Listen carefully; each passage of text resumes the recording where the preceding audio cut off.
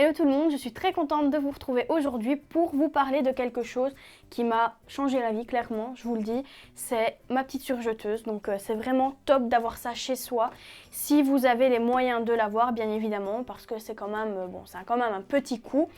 Alors la surjeteuse, qu'est-ce que c'est? À quoi ça sert? Je vais vous expliquer tout ça. Alors tout simplement, une surjeteuse sert à finir un vêtement ou bien à finir une couture pour que si vous avez un tissu qui s'effiloche, grâce à la surjeteuse, il ne va plus s'effilocher. Donc c'est quand même super chouette. En fait, ça remplace le surfil qu'on fait à la machine à coudre. Donc ceux qui n'ont pas de surjeteuse savent de quoi je parle, de ce fameux surfil qui est quand même assez embêtant à faire et qui est parfois pas super joli. Mais avec la surjeteuse, vraiment, ça a un rendu vraiment magnifique. On sait faire plusieurs points, donc je vais vous en montrer quelques-uns. Et si vous êtes intéressé de savoir comment les faire, dites-le moi en commentaire, comme ça je ferai une vidéo sur ces points-là. Voilà une première couture, comme je vous le disais, ça peut finir un vêtement mais aussi finir une couture. Donc ici on est sur un sous-bras d'une robe et j'ai en fait surjeté le contour de chaque pièce. Donc vous voyez, je les ai cousus ensemble par la suite, mais ici c'est assez propre. Alors là c'est un surjet à 3 fils. On y reviendra plus tard, je vous expliquerai la différence entre 3 et 4 fils.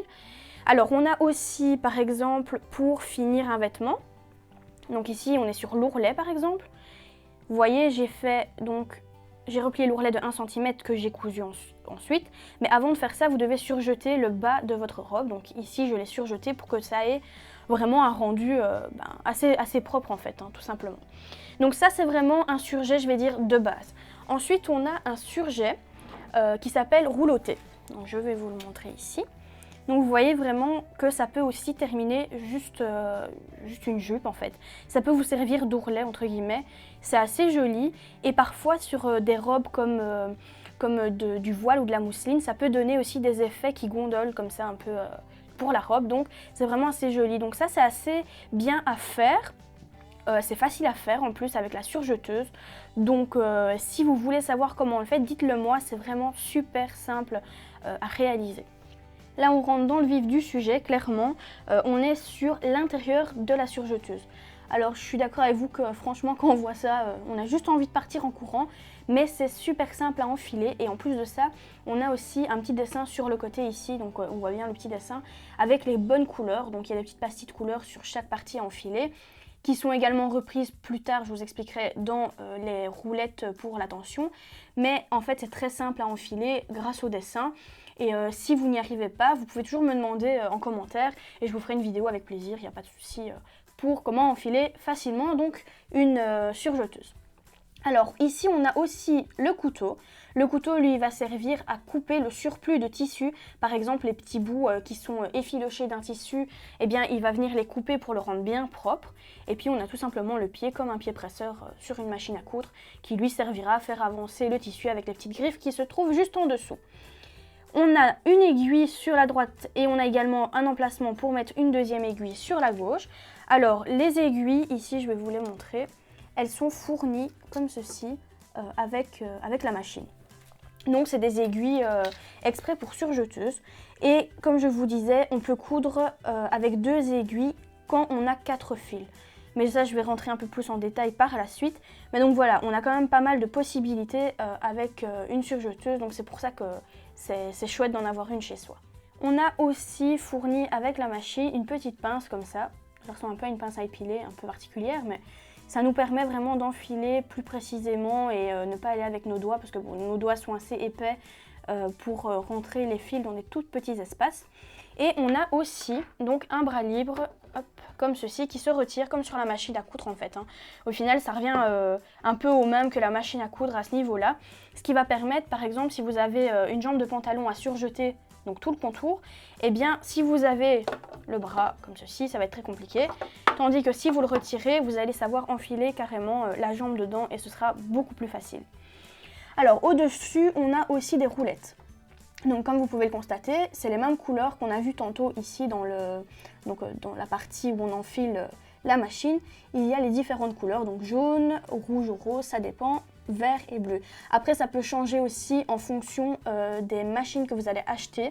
Elles n'ont pas forcément toutes ces couleurs-là. Voilà, moi ici c'est ces couleurs-ci, mais ça peut varier. Donc ici c'est la roulette que je vais régler pour ma tension. Donc ici, si je dis pas de bêtises, je suis sur 3 un peu partout. Voilà, exactement, je suis sur 3. Mis à part celle-ci, parce que celle-ci, en fait, c'est pour la deuxième aiguille. Et je ne coupe pas, je ne surjette pas avec une deuxième aiguille. Tout simplement parce que il faut un quatrième fil. Donc ça, c'est ce que je vous disais que j'allais vous expliquer. On y est. Alors, il faut un quatrième fil. Il faut une deuxième aiguille. Ce que j'ai, bien évidemment. Mais en fait, ça va servir à coudre et surjeter en même temps. Donc en gros, la deuxième aiguille, elle fait le rôle de la machine à coudre. Donc ça vous permet en fait avec cette machine de coudre et surjeter en même temps. Par exemple les sous-bras ou vous pouvez aussi faire un ourlet. Enfin voilà, il y a plusieurs possibilités, en fait au niveau de la surjeteuse. Ici on est sur le derrière de notre surjeteuse et comme vous voyez, je vous disais, moi je couvre avec 3 fils. Donc j'ai 3 cônes blancs. Et ici, on a donc la 4e place pour mettre le 4e cône si on veut coudre et surjeter en même temps. Alors moi, j'ai une petite astuce pour vous. Soit vous réenfilez toute votre machine, vous retirez vos cônes, vous remettez ceux que vous avez besoin et vous l'enfilez normalement. Ou bien, il y a une petite technique que je trouve assez sympa. On coupe les fils donc au bord de votre cône. Je vais le retirer. Hop. Donc je vais faire ça pour les 3. Alors certaines personnes vont vous dire que c'est pas bien de faire ça, que ça peut abîmer la machine. Honnêtement, j'ai même fait ça sur des industriels et ça n'a jamais rien abîmé du tout. Et ça fait des années pourtant que je fais ça, ma machine est toujours intacte. Donc voilà, maintenant vous êtes libre de le faire ou pas, hein, mais moi je vous donne mon petit conseil qui peut être assez simple. Alors, on vient placer notre cône noir, par exemple si je passe du blanc au noir, et je viens faire un nœud avec l'ancien fil. Donc je vais essayer de vous le montrer comme ceci, c'est pas très facile. Et je viens faire un nœud.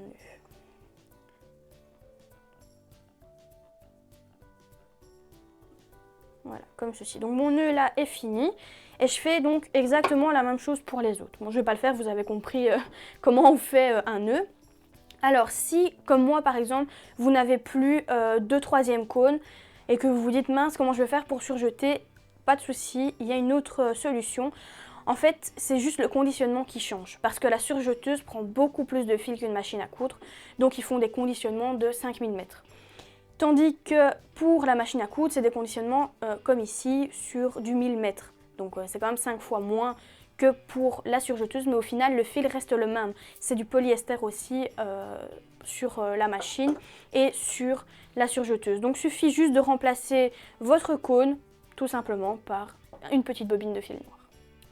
On a ici sur le côté 3 petites manettes. Alors la première c'est le volant, c'est pareil que pour la machine à coudre, il se tourne pour aller à la main.